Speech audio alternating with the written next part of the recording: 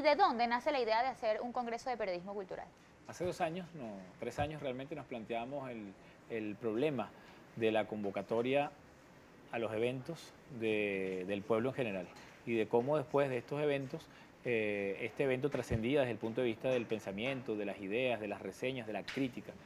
La crítica es el gran ausente en todo el circuito cultural. Vemos que el pueblo va a los eventos, vemos que los teatros se llenan, que las salas de arte tienen buena convocatoria, que las ferias de libros son multitudinarias, pero luego de allí nos damos cuenta que no sucedía nada más, salvo el periodismo institucional que cada uno de nosotros hacía para promover su evento, no había más nada. Estadísticas a lo sumo después del día final del gran acontecimiento. Y entendimos que el periodismo cultural venía decayendo profundamente, que había perdido espacios en los medios impresos, en los medios televisivos y que las nuevas tecnologías 2.0 no estaban de todas maneras contribuyendo a la explosión del periodismo cultural o a la renovación del periodismo cultural. Por eso entonces llevamos al primer Congreso de Periodismo Cultural para analizar con distintos especialistas este tema. Y allí pudimos tener conclusiones muy interesantes. Los dos foros que anteceden a este fueron foros muy reflexivos, foros de clases magistrales, foros de conversatorios muy interesantes. Pero luego de esos foros nosotros veíamos que no estaba pasando demasiado, que no había el impacto que nosotros buscábamos. Por eso este foro, este tercer Congreso de Periodismo Cultural, se innova incluyendo la modalidad de taller, poco la formación, donde estamos dándole todo el acento en estos momentos porque creemos que es a partir de brindar las herramientas necesarias que podemos conseguir que personas que no necesariamente son periodistas o que sí lo son, puedan tener a la mano el cómo transmitir aquello que a veces es incomunicable, una obra de arte, un concierto, un poema, cómo llevarlo al espectro de la comunicación y cómo hacer que eso sea del interés colectivo, es un poco lo que estamos tratando en este congreso. ¿En qué consisten las clases? ¿Llegas, recibes teoría y después la práctica? ¿Cómo está estructurado esto? Los foros son como los grandes temas teóricos.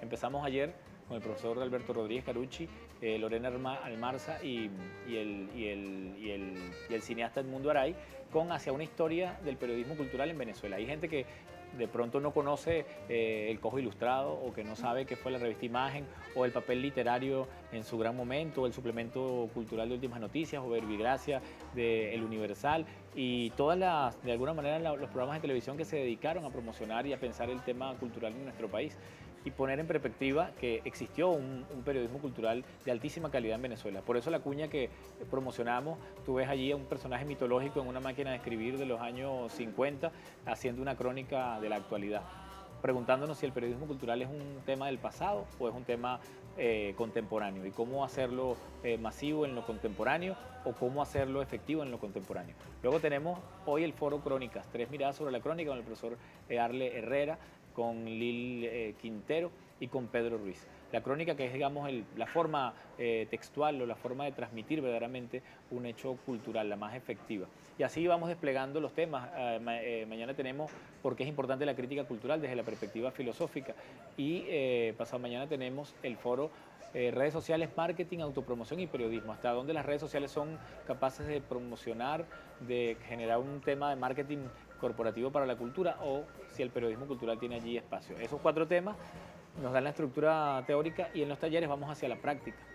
Tenemos talleres con el profesor Rafael Saavedra de musicología, cómo se interpreta una pieza musical y cómo se transmite, cómo se escribe una pieza musical. Con Juan Antonio Calzadilla, un taller de escritura creativa, el periodismo cultural como literatura, cómo transmitir, cómo escribir, cómo hacer trascendente lo que sucedió en un teatro pequeño o en la cancha de nuestro barrio o en una galería para el público, para aquellos que no se interesaron por el evento, pero que pueden estar interesados en qué significó ese evento para el país. Mencionabas algunos de los profesores y quería preguntarte precisamente quiénes son los ponentes y bajo qué criterios fueron seleccionados.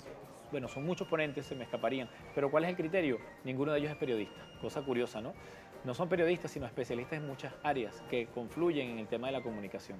Tenemos filósofos, sociólogos, tenemos artistas plásticos, tenemos críticos de arte, críticos de teatro, dramaturgos, que de alguna manera nos dan una perspectiva de la obra de arte o de la perspectiva del creador artístico que necesita la comunicación. Quienes se inscribieron mayoritariamente son estudiantes de periodismo. Entonces el estudiante de periodismo se encuentra directamente con el creador, con el pensador, con el intelectual, que está buscando la manera de comunicar aquello que en este momento consideramos desplazados de la gran prensa o de las grandes plataformas 2.0. Ese encuentro hace que haya un intercambio de saberes necesario desde el periodista a su tallerista o a su forista, y desde el forista y el tallerista hacia este hombre y esta mujer que tienen la ardua labor de sacar adelante espacios para que el país cultural se conozca, se revele. Nosotros no decimos, y no me gusta tampoco cuando se vuelve narcisista el tema cultural, nosotros no decimos que la cultura es lo más importante para nuestro país. Nosotros decimos que es tan importante como la política, como la economía y como el deporte. Y esa importancia debería reflejarse día a día. En las ediciones anteriores de este congreso tampoco tuviste periodistas. ¿Esto te ha funcionado? ¿No es necesario quizá también tener la visión de un periodista? Sí, en los otros congresos, de hecho, hubo muchos periodistas y se tocó la experiencia desde el periodista cultural, sus intentos para hacerlo. Nosotros quizá tenemos al gran profesor Arle Herrera, que sí es periodista y profesor universitario, que es, digamos, nuestro componente académico más fuerte, pero en líneas generales lo que buscamos es esa simbiosis entre la mirada del creador y la mirada del comunicador especialista, para poder generar una verdadera singularidad de ese periodismo cultural, porque de qué se diferencia el periodismo cultural a las otras fuentes. Nosotros decimos que el periodismo cultural no solo cubre una fuente, sino que él mismo es una especie de literatura que es capaz de dar cuenta de algo que sucedió, que no es objetivo, porque uno puede reseñar cómo está el tránsito, o tú puedes reseñar cualquier situación política que acontezca en nuestro país con cierta objetividad, aunque nunca existe una objetividad absoluta. Pero cuando hablamos de la cultura o del arte, ya entramos a un campo ampliamente subjetivo, un campo que incluso no pretende dar cuenta desde el punto de vista material de lo que sucedió, sino de, como decía el profesor Edmundo Araya ayer, contar qué dijo el piano. No a qué hora empezó el acto o a qué hora terminó o cuánta gente asistió, sino qué dijo el piano o qué dijo el poema o qué dijo el cuerpo que estaba danzando o qué dijo la escultura. Esa pregunta del qué dijo la obra de arte nos mete en un mundo interesante, que es un mundo subjetivo, pero que al mismo tiempo busca separarse del empirismo para construir conceptos universales de la cultura. Freddy, la Universidad Católica Andrés Bello modificó el pensum de comunicación social y precisamente incluyó varias materias que tenían que ver con gestión cultural. ¿Ustedes tienen previsto quizás crear alguna alianza con alguna de estas universidades pues, para potenciar esto? Estamos abiertos ampliamente. De hecho, el periodismo cultural en la Universidad de los Andes, Táchira, se estudia o es una rama de la especialidad de la comunicación social, el periodismo cultural. Y de allí nos viene a nosotros un poco la necesidad de formar especialistas en este tema del periodismo cultural y todo lo que sea que contribuya para que el país cultural, que es muy amplio, porque esta es la paradoja, tenemos un país que se desborda en actividades culturales permanentemente, en todo el país, no nada más Caracas. Pero mucha gente siente que no es así, o percibe que no está pasando nada, o está pasando muy poco.